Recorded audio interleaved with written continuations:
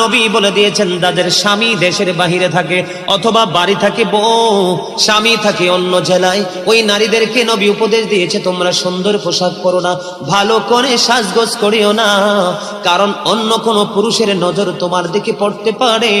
ও বন্ধু, নারীরা যত সাজগোজ যত সৌন্দর্য সবকিছু স্বামীর জন্য, অন্য কোন পুরুষকে দেখাতে পারবে না। নারীরা হলো গোপনীয় জিনিস। কি জিনিস?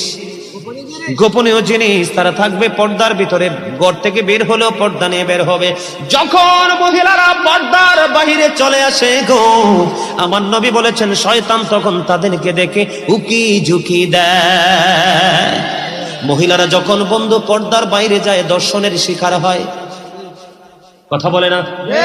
আজকে পৃথিবীর ইতিহাসে তথা বাংলাদেশের ইতিহাসে